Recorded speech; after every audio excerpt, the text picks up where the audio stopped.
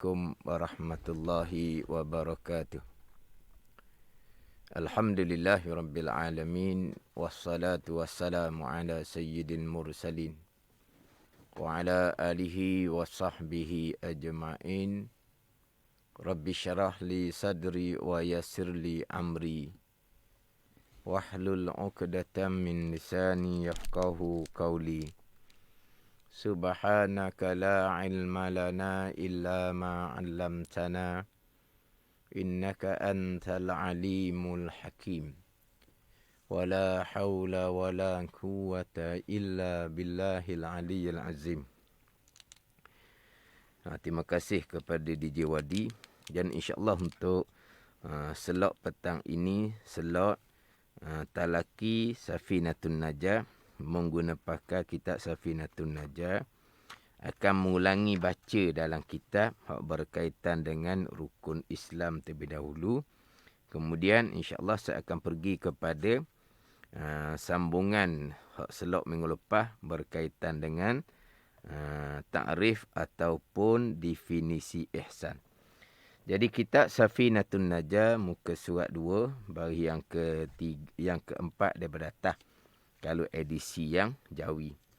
Qala al-muallifu rahimahullahu ta'ala wa nafa'ana bi'ulumihi amin. Arkanul islami khamsatun.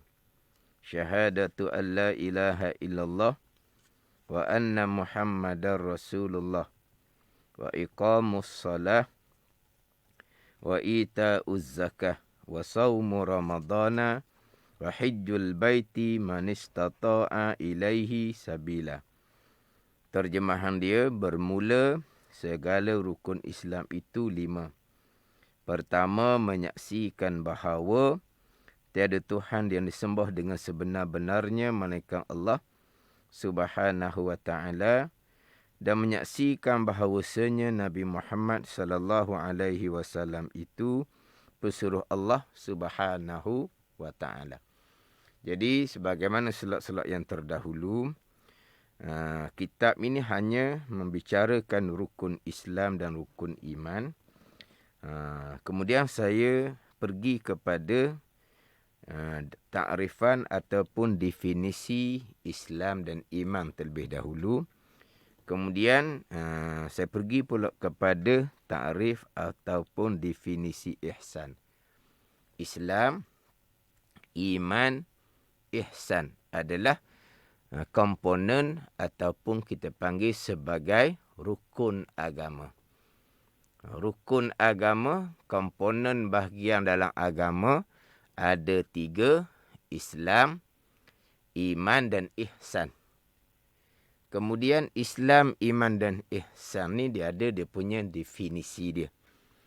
Ini di antara ilmu-ilmu yang asas yang wajib atas kita mengetahui supaya kita boleh memelihara Islam kita, memelihara iman kita dan memelihara akan ihsan kita. Kalau kita memahami ta'rifan Islam, iman dan ihsan, definisi dia, kita memahamilah yang sebalik daripada Islam iaitu murtad wal-'iyazubillah, yang sebalik daripada iman iaitu kufur di sisi Allah Subhanahu wa taala, yang sebalik daripada ihsan dengan bahawa seseorang tidak melakukan kebaikan dengan bahawa seseorang derhaka kepada Allah Subhanahu wa taala. Jadi Islam yang terdahulunya adalah terima zahir akan sekalian perkara agama yang dibawa datang oleh Nabi sallallahu alaihi wasallam, terima secara zahir.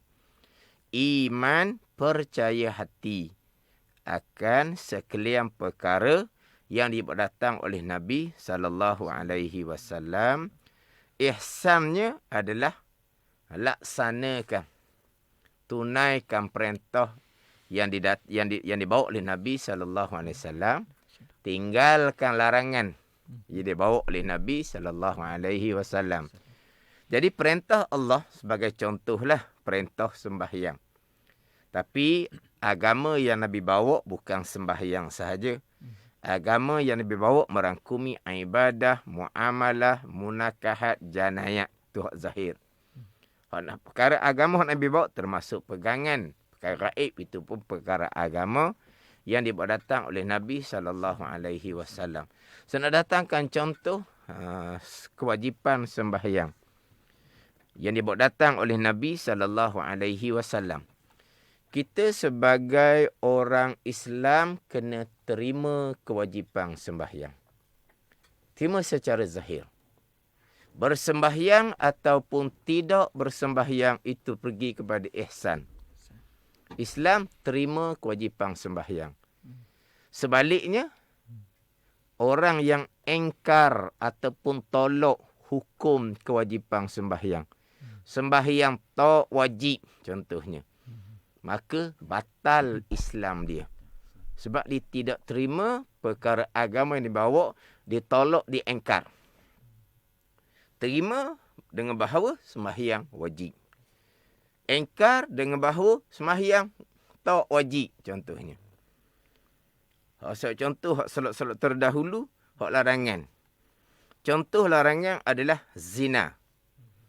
Sebagai orang Islam kena terima bahawa zina tu diharamkan oleh Allah Subhanahu wa taala.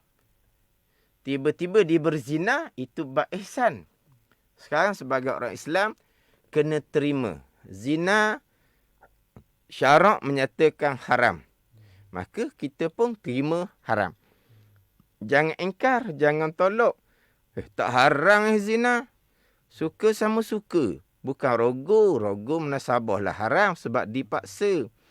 Zina suka sama suka. Kenapa nak haramnya? Maka dia tolak, dia engkar akan perkara agama yang datang oleh Nabi. Pengharaman zina. Yang haram ijma' ulama'. Yang diketahui oleh semua orang. Orang kafir pun tahu bahawa agama Islam mengharamkan orang Islam daripada berzina. Orang kafir pun tahu. Tiba-tiba dia tolak engkar akan hukum haram zina. Batal Islam dia. Murtad dia. Wa'iyazzabillah. Adapun dia terima kewajipan sembahyang. Ni contoh. Dia terima haramnya zina. Dia tak petikai. Sampai masa dia tak sembahyang. Tak ada bahagian ihsan. Dia orang Islam yang derhaka kepada Allah Subhanahu wa taala. Sebab ihsannya tunaikan kewajipan, tinggalkan larangan, mengabdikan diri akan Allah. Dia terima bahawa berzina tu memanglah haram, salah. Agama larang sangat-sangat. Tiba-tiba dia berzina. Maka dia orang Islam yang derhaka kepada Allah Subhanahu wa taala. Tapi dia tetap orang Islam. Walaupun dia tak semayang, walaupun dia berzina sekalipun, selagi dia tidak engkar, tidak tolak hukum agama Allah Subhanahu wa taala. Ini saya pergi pada Islam dan ihsan. Iman, hati terima. Kalau Islamnya zahir terima. Hati tak terima semayang. Contoh dia dengan Allah Ta'ala. Semayang, tak ada faedah. Ni tak ada mulut ni hati dia. Dia tak semayang satu dah. Dikira semayang ni benda yang lapuk, benda yang tak ada faedah. Sebab tengok orang semayang pun time susah juga hidup dia. Time sakit berat juga semayang tak tinggal. Jadi semayang ni tak ada faedah, tak ada guna. Takut timbul pula semayang ni jadi majar. Dulu masa tak semayang, nega maju. Lepas semayang kemudian nega jatuh. Hati dia pun mari, semayang ni tak ada guna, semayang ni jadi majar je, jadi sial. Dia hati dia ni. Dia tolak akan hukum sembahyang di hati. Zahir dia tak bunyi apa. Zahir dia orang Islam atas hukum dunia. Tapi di sisi Allah dihukum tidak beriman, kafir di sisi Allah, kekal neraka selama-lamanya. Sebab apa? Sebab hati dia tak terima akan kewajipan sembahyang. Ini contoh ni. Samalah dengan kewajipan-kewajipan yang lain. Hati tak terima. Bab muamalah, munakahat, janayat. Hati tak terima. Bab hukum hudud ke, kisah ke. Hati dia memberontak lalu dah. Tak terima ni hukum apa ni? Huduk kisah ni hukum lapuk, hukum tak pakai, hukum. Ni hukum Al-Quranul Karim, hukum Allah. Tapi hati dia tak terima, ngamuk hati dia tolak, tapi mulut dia tak ada bunyi sepatah pun. Dia orang Islam pada zahir, tapi di sisi Allah dia orang yang tidak beriman, orang yang kafir di sisi Allah. Tapi beriman masing-masing dengan Allah Subhanahu wa ta'ala. Jadi kita balik kepada Islam tadi, terima. Ihsan pelaksanaan dengan bahawa kerjakan perintah, tinggalkan larangan. Tiba-tiba dia terima akan perintah agama, kewajipan, ya. Dia terima perkara ni, larangan agama, haram, ya. Tapi kewajipan, dia tak tunaikan. Larangan, dia tidak tinggalkan, masih lagi dihukumkan sebagai orang Islam. Tapi orang Islam yang tidak ada ihsan, yang derhaka kepada Allah Subhanahu wa ta'ala. Ni sidang pendengar kena ambil faham balik sini. Antara Islam terima, ihsan laksana. Ini pendek cerita lah. Islam terima zahir akan sekalian perkara agama. Ihsan, pengabdian diri kepada Allah. Kita sebagai hamba, kita mengabdikan diri akan Allah dengan bahawa kita mengerjakan suruhan dan kita meninggalkan larangan. Ini panjang. Tapi kita pendeknya, Islam terima, ihsan laksana. Dia terima sekian perkara agama. Dia, tapi tidak laksana. Kalau kita cakap kapung lah. Maksudnya tepat ke tak tepat, tak tahulah. Dia ni cukup 4 tapang. Mana Wadi? Apa ni cukup 4 tapang? Cukup 4 tapang ni makna hak Tuhan larang tu dibuat belaka. Mana hak Tuhan larang tu buat belaka. Berzina ke, berjudi ke, minum arak ke.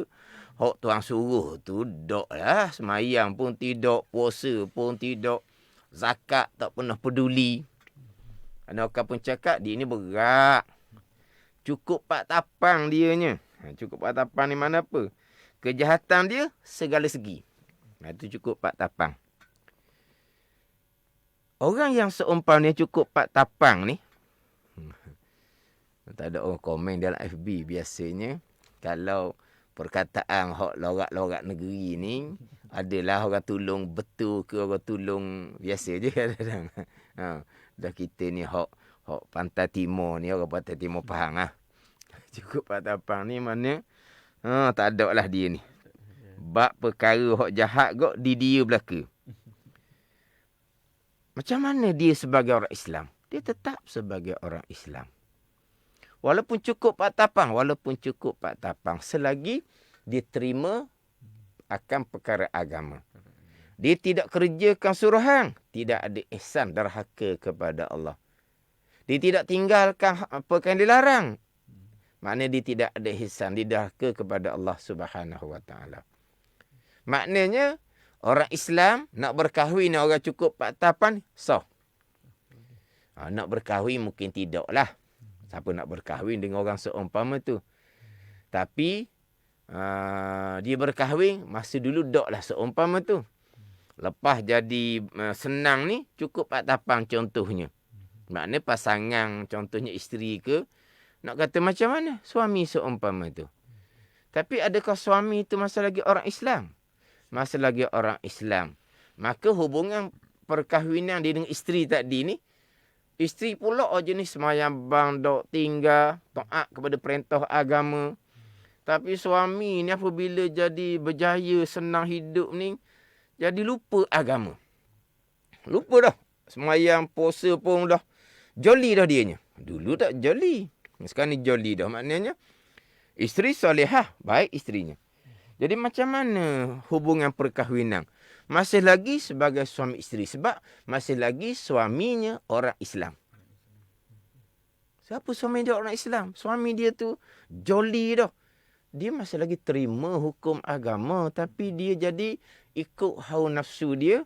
Dia perkara suruhan tidak dipedulikan. Hak Tuhan larang, jual dengan nafsu dia. Maknanya serasi dengan nafsu dia, dia buat belaka. Tapi hukum ni masih lagi orang Islam. Maka perkahwinan masih lagi terikat. Meninggallah orang hok cukup Pak Tapang tadi ni, dia orang Islam. Jenazahnya dimandikan macam biasa, dikapankan, disembahyangkan dan dikebumikan di perkuburan orang Islam. Islam lagi ke dia? Hok seumpama tu cukup Pak Tapang. Islam. Kenapa hang Islam ni dia terima? Dia masih lagi terima. Tapi dia tidak ada ihsan. Dia tidak mengabdikan diri akan Allah Subhanahu Wa Taala. Ni cak nak beza antara Islam terima, ihsan laksana. Dengan bahawa orang yang selagi terima, walaupun dia tidak laksana, dia masih dihukumkan sebagai orang Islam. Tapi yang kita kena amatinya beriman. Tapi iman ni masing-masing dengan Allah Subhanahu Wa Taala. Saya hanya cerita bab Islam tadi hak zahir. Dia apabila ketaatan kita tidak laksanakan, sebaliknya larangan semua kita langgar, akan melemahkan iman. Ni akan melemahkan iman. Bila iman lemah ataupun iman nipis, iman lemah, iman nipis, iman kurang gitulah. Iman lemah ni lemah. Boleh guling bila-bila masa. Iman nipis boleh tembuh bila-bila masa. Pandai ni. Jadi hak iman ni hak dalang ni. Hak luar Islam ni comel lagi, tak bunyi cakap pelik-pelik. Tapi hak dalam macam mana? Ni hak dibimbangi. Kalau katalah imannya masih lagi kekal. Tapi imannya iman yang lemah, iman yang nipis. Dibimbangi pula pada masa nak mati. Sebab pada masa nak mati, syaitan dak goda dah kepada kamu jangan semayang. Kamu jangan puasa dak dah situ. Kamu teruskan minum arak. Kamu teruskan berjudi. Kamu teruskan berzina. Tak ada dah syaitan dak cara dak tu. Masa tu syaitan akan goda bab iman bab akidah. Tika tu. Tapi kalau iman tu iman yang lemah, iman yang nipis, dibimbangi, tercabut iman di khatimah, di kesudahan. Mati kufur, wali'azbillah, kekal neraka selama-lamanya. Walaupun pada zahirnya masih lagi sebagai orang Islam. Jadi kita bab ihsan ni, dia berkait rapat dengan kekuatan iman. Bab Islam, mulut jangan cakap pelik-pelik. Perbuatan jangan melakukan perbuatan yang menyebabkan batal Islam. Maka dia kekal sebagai orang Islam. Tapi ihsan ni peranan besar kepada iman. Sebab ketaatan akan menguatkan iman. Kemaksiatan akan melemahkan iman. Akan menipiskan iman. Jadi hubung kait antara iman dengan ihsan. Tapi sekarang ni nak fokus kepada Islam dengan ihsan. Islam terima, ihsan laksana. Tidak laksana, tidak semestinya orang tadi tidak terima. Ini saya sebut dah berulang kali. Slot yang terdahulu pun saya sudah ulang. Orang yang tidak laksana hukum agama Allah, berarti dia tidak terima hukum agama Allah. Salah sangat-sangat buat tafsiran seumpama tu. Salah sangat-sangat. Sebab orang yang tidak terima, orang yang engkar hukum agama Allah ni kafir. Jadi apabila ditafsirkan orang yang tidak laksana, berarti orang tu engkar, tolak hukum agama Allah, hak tu akan terundur kepada mazhab Khawarij. Ini bukan ahli sunnah wal jamaah. Dia salah tafsiran. Sebab Khawarij ni Islam adalah qaulun wa amalun. Orang Islam beriman ni dia kena terima hukum agama serta dia laksanakan. Kalau dia terima tapi tak laksana, tak semayang, Islam batal, iman batal. Kalau dia tak puasa, Islam batal, iman batal. Dia berjudi, Islam batal, iman batal. Ini Khawarij, bukan ahli sunnah. Ada ni. Dia minum arak, berzina, Islam batal, iman batal. Ini Khawarij, bukan ahli sunnah. Tak ahli sunnah tak. Dia tak semayang, dia tak puasa, dia berjudi, dia minum arak, dia berzina, tetap dia dihukumkan sebagai orang Islam yang beriman. Ini kita di sisi ahli sunnah wal jamaah. Selagi zahir dia terima, maka dia orang Islam. Selagi hati dia terima, dia sebagai orang beriman. Tapi Khawarij tak. Bila tidak laksana sahaja, maka murtad dia, batal Islam dan batal iman. Jadi kalaulah, ni saya biasa dengar sangat ni. Percakapan-percakapan yang salah ni. Dah kalau tidak laksana hukum Allah, dia tak terima lah. Kalau dia terima, dia akan laksana. Ni salah sangat-sangat tafsiran yang seumpama tu. Kita balik pada contoh tadi. Dia tak semayang. Berarti dia tak terima kewajipan semayang. Dia terima. Dia tak puasa. Adakah berarti dia tolak hukum kewajipan puasa? Tidak semestinya. Orang yang berjudi, adakah semesti ditolak hukum judi itu haram? Tidak semestinya. Jadi kalau letak kata tidak laksana, berarti tidak terima dan engkar hukum agama Allah, tolak hukum agama Allah, itu salah sangat, itu kena perbetul molek. Lepas tu saya sebut dah berulang kali, pembicaraan Islam, iman, ihsan ni bukan pembicaraan tinggi. Ini pembicaraan asas. Kalau tak faham sini, nampak macam faham agama, reti agama. Kena tak faham pun beza antara agamanya, Islamnya bahagian apa, iman, ihsannya bahagian apa. Islam terima, ihsan laksana. Orang yang terima serta laksana, dia orang Islam yang muhsin, orang Islam yang ta'ah. Dia terima tapi tidak laksana, dia orang Islam yang derhaka kepada Allah. Tapi dia tetap orang Islam. Dia masih lagi terima, tetapi dia tidak laksana. Hukum agama Allah dalam diri, hukum agama Allah dalam keluarga, hukum agama Allah dalam masyarakat, hukum agama Allah dalam negara. Tidak dilaksanakan hukum agama Allah dalam negara, tidak ada ihsan. Adakah berarti dia engkar, tolak hukum agama Allah? Adakah orang yang tidak laksana hukum hudud contohnya? Adakah orang yang tidak laksana hukum qisas contohnya, berarti dia engkar, ditolak hukum hudud dan qisas? Tidak. Sebab kalau engkar, tolak hukum agama Allah, hukum hudud qisas ni, batal agama, batal Islam. Hal tu kena bergaluh molek. Hukum agama Allahnya comel, terbaik. Hukum hudud comel, terbaik. Hukum Al-Quran, hukum kisah comel, terbaik. Hukum Al-Quran. Tapi kenapa kamu tak laksana? Tak laksana, dia pun bagi alasan bagian. Kalau alasan tu betul dengan syarak, maka dia tidak berdosa. Tapi kalau alasan tu nafsu semata-mata, maka dia orang yang fasik lagi zalim. Tapi masa lagi orang Islam. Selagi dia terima hukum agama Allah Subhanahu wa ta'ala. Dia tak laksana hukum hudud kisah, pastilah dia tolak engkar hukum hudud kisah. Jangan begitu. Sebab engkar, tolak, hina hukum agama sama telah pula, memanglah batal Islam. Jadi tak laksana satu perkara. Lepas tu kita kena berpakat molek, bekerjasama molek supaya hukum agama Allah tertegak di bumi Allah Subhanahu wa ta'ala. Itu bab pelaksanaan. Tapi cuma nak faham sininya, antara Islam terima, ihsan laksana. Kita faham dah situnya. Masalah laksana ada pergi pada ihsan. Macam mana kalau bukan setakat tidak laksana akan hukum agama Allah? Hukum agama Allah ni umum ni. Dalam bab ibadah, muamalah, munakahat, janayat, hukum agama Allah dalam diri, dalam keluarga, dalam masyarakat, dalam negara.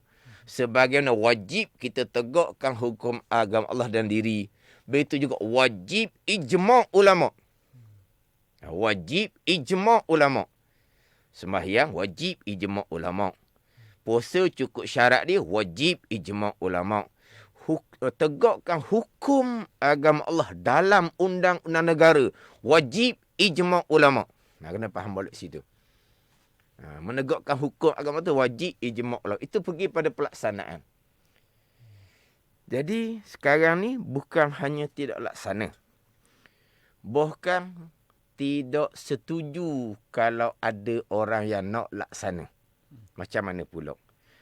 Dia lawan pula akan orang yang nak laksana. Macam mana pula? Salah tu salah lah. Tapi kita nak faham di sini. Orang yang tidak setuju pelaksanaan, orang yang lawan pelaksanaan, adakah berkait dengan Islam dia? Masih lagi sah ataupun terbatal? Dia tidak berkait dengan Islam. Dia berkait dengan ihsan. Dia tidak berkait dengan Islam. Selagi dia terima hukum agama Allah, dia orang Islam. Dia tak laksana, dia orang Islam yang fasik lagi zalim kalau tidak ada keuzuran syar'i. Sekarang ni bukankah tidak laksana, dia tak setuju pelaksanaan. Naik setangga lagi, dia lawan pelaksanaan. Nak pergi ke mana pula? Mana masih lagi kita bicara bab ihsan. Bab Islam, tetap dia orang Islam. Dia tak laksana hukum agama Allah, dia orang Islam. Dia tak setuju pelaksanaan, dia masih lagi orang Islam. Ni. Dia lawan akan pelaksanaan, dia masih lagi orang Islam. Islam ni tetap. Iman dia macam mana? Sampai ke peringkat dia tak setuju pelaksanaan. Sampai peringkat dia lawan pelaksanaan. Iman dia macam mana? Iman dia dengan Allah Subhanahu Wa Taala. Kita tak bicara hak tu, kita bicara hak zahir sahaja. Dia masih lagi orang Islam.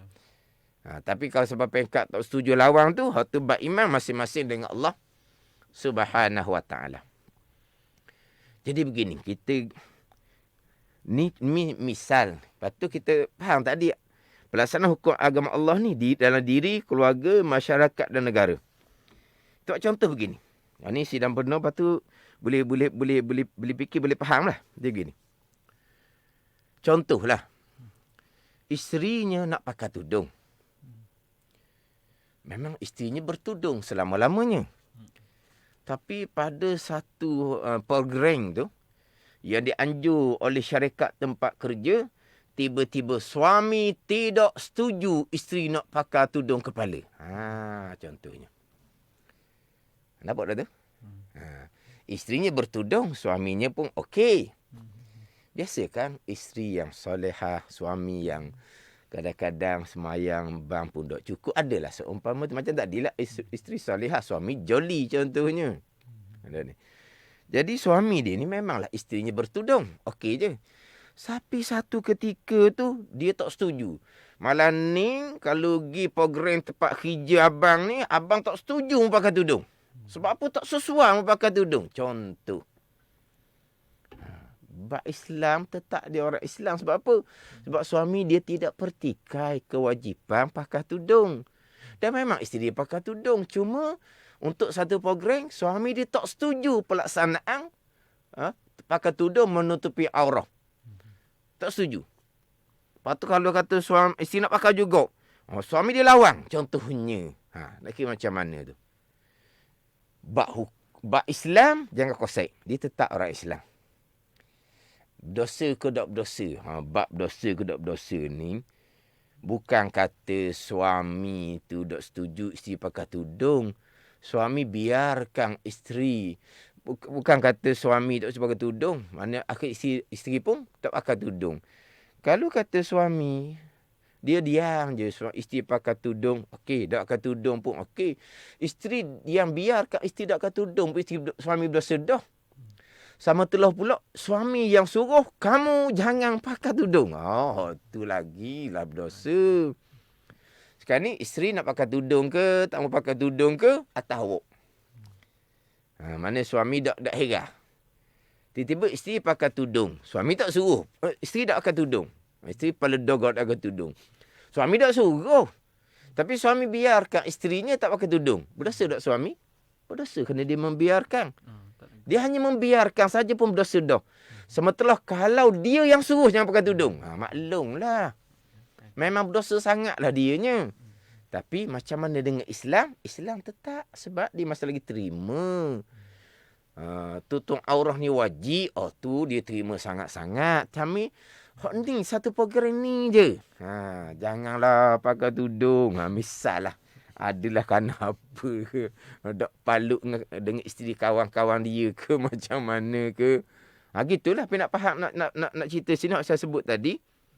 Bukan dia tak laksana, bahkan dia tak setuju pun pelaksanaan. Dia tak setuju pun isteri dia pakai tudung. Gitu lah.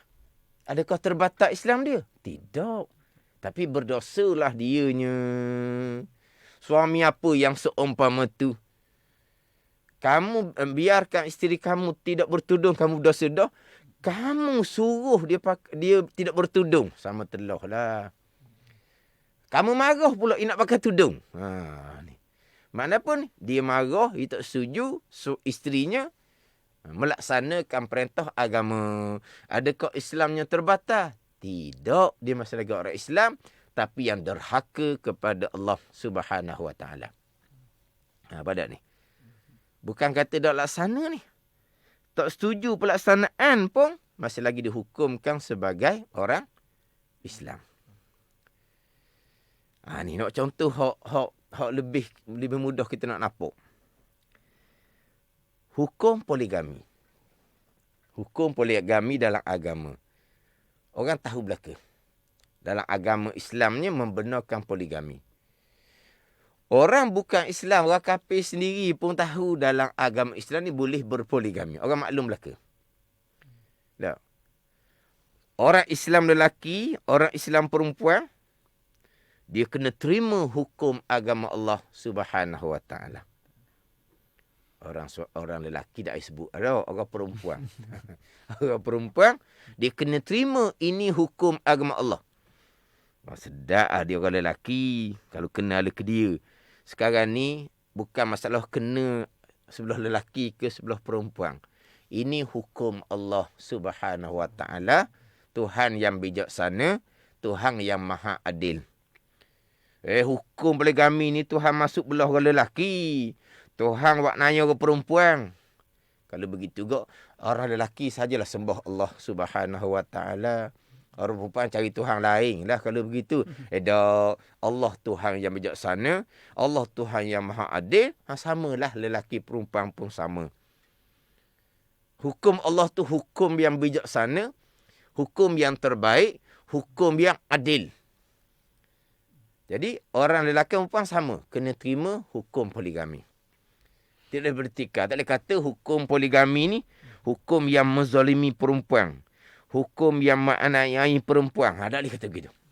Ini hukum Al-Quranul Karim. Okey, selesai sebagai orang Islam.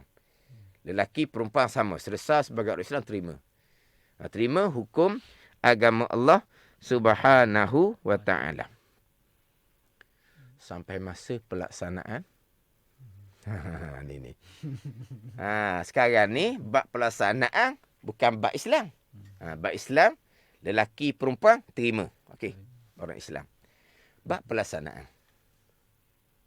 Macam mana kalau orang perempuan ni tak setuju pelaksanaan? Bukan tak setuju.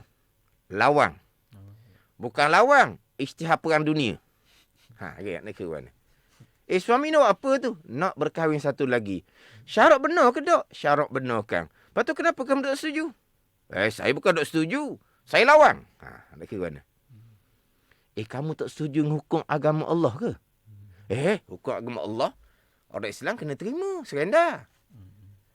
Kamu nak lawan hukum agama Allah? Siapa kami nak lawan hukum agama Allah? Kami ni hamba yang lemah. Lepas tu, saya tak setuju pelaksanaan. Pada ni. Kata kena cermat sini. Kena cermat. Orang lelaki ni dia memperalatkan. Orang perempuan dia kena jaga diri. Orang lelaki, dia memperalatkan agama Allah membenarkan. Hukum agama Allah. Saya nak berkahwin satu lagi. Hukum agama Allah. Hukum agama Allah. Bab kemampuan kelayakan, tu dia sembunyikan tu. Dia ke depan kan masa nak berlawan dengan isteri dia, hukum agama Allah. Hukum agama Allah. Jangan buat gitu. Sebab apa? Bahaya isteri kita. Bahaya isteri kita. Sebab kita pergi letak agama Allah. Agama Allah. Bila letak hukum agama Allah, hak perempuan ni pula hukum agama Allah. Tak pakai. Punah. Pada ni. Ni orang lelaki kena beringat. Jangan kita kita yang kena jaga agama isteri-isteri kita. Jangan kita yang menyebabkan isteri kita jadi rosak agama. Jadi kalau suami seorang isteri kena jaga agama. Ni hukum agama. Hukum agama dah. Tahu dah tu hukum agama Allah. Dan kenapa kamu tak setuju? Kamu tu tidak berkelayakan. Kamu tu tidak berkemampuan. Bukan tak setuju hukum agama Allah. Bukan tak setuju pelaksanaan hukum agama Allah. Tapi kamu nak laksana macam mana? Kamu seorang pun tak mampu. Ni pelaksanaan yang ada isu. Hukum tetap dah. Hukum agama Allah. Pelaksanaan kamu ada isu. Kamu tak layak. Kamu tidak berkemampuan. Faham tak ni? Jadi walaupun suami ni bubuh hukum tu di depan. Isteri kena letak kemampuan kamu, kelayakan kamu untuk melaksanakan hukum. Faham tak ni? Tiba-tiba suami memang berkelayakan. Suami memang berkemampuan. Isteri memang ada kekurangan. Contohnya. Dah ke mana lagi? Tak mesti setuju pelaksanaan. Hukum tak boleh kosek. Faham tak ni? Sebagai orang Islam, kena faham molek. Hukum tak boleh kosek. Kalau kata pelaksanaan, suami sudah cukup syarat kemampuan pun semua. Isteri memang ada kekurangan. Yang mana terkadang si isteri ni menyedari kekurangan diri. Si isteri pun, okeylah, beri kebenaran. Mari pula ni, tukar kipas ni pula. Mari mok. Mari adik-beradik. Bodoh mu. Tengok. Ni mari tukar hasut ni pula. Api-api kan. Mok. Adik-beradik ni api apa ni? Nak lawan pelaksanaan poligami yang suami cukup syarat. Memang berkemampuan. Yang isteri pun sudah menyadari kekurangan diri dan isteri pun membenarkan. Jadi yang ibu, yang adik-beradik ni pula yang nak api-apikan supaya lawan akan pelaksanaan. Nak kira mana pula situ. Tapi bukan cerita bab Islam ni. Cerita bab ihsan. Baru kita bicara. Maknanya, bab pelaksanaan ni bukan kata tak laksana. Tak setuju. Lawan sekalipun, kita kena bicara bab boleh ke tak boleh seumpama tu. Dosa ke tak kamu buat gitu. Jangan konsep bab Islam. Kamu ni orang Islam apa gitu? Dia orang Islam, dia terima dah hukum agama. Kita kena kira, kamu buat gitu tu, dosa ke tak tu kamu tu? Kita kira buat dosa. Sebab dosa pahala ni bicara ihsan. Islam ke tidak, itu bicara bab Islam. Ihsan ni bicara bab dosa pahala. Kamu tak setuju pelaksanaan, kamu lawan pelaksanaan, boleh tak gitu tu, dosa ke tak? Pada ni. Ni kita boleh faham lah. Orang yang hukum agama yang lebih besar dalam negara apa semua, tidak laksana, apa kerana? Kalau kerana tu syarat terima, maka tak berdosa. Kalau kerana tu syarat tak terima, maka fasik dan zalim. Kalau syarat tak terima. Kalau syarat tak terima, maka orang ni fasik dan zalim. Fasik dan zalim ni, malaikat akan catat dosa setiap saat selagi kamu tidak laksana tanpa ada uzur syar'i. Dan dosa ni akan melemahkan iman kamu. Ingat baik. Tiba-tiba bukan kata tak laksana. Sampai masa kita buat pengundian. Siapa yang bersetuju, siapa yang tak bersetuju. Angkat tangan. Tiba-tiba dia angkat tangan tak setuju. Kenapa kamu tak setuju? Kerana tak cukup prasyarat. Faham molek? Kenapa dia ikut prasyarat? Macam tadi. Kenapa isteri tak setuju pelaksanaan poligami? Sebab suami tak cukup prasyarat begini. Boleh faham? Pada ni. Kenapa tak setuju? Suami kamu berkemampuan. Suami kamu berkelayakan. Kamu banyak kekurangan. Tak setuju kamu tu salah sebelah kamu. Baru cerita pula salah kamu. Sekarang kalau tak setuju pelaksanaan. Kenapa? Kerana begini, prasyarat tak cukup. Begini. Tu maknanya boleh bahas lagi. Ni bahas bab dosa ke tidak orang yang tidak laksana, tidak setuju pelaksanaan hukum Allah Subhanahu Wa Taala. Jangan mudah-mudah. Taing mengundi, setuju tak setuju akan melaksanakan hukum agama Allah. Kalau kamu tak setuju angkat tangan, kamu kalau mati akan dikebumikan di jirat Cina contohnya. Orang ni orang tak faham agama. Tak faham agama. Sebab dia orang Islam. Setuju tak setuju, laksana ke tidak, ihsan.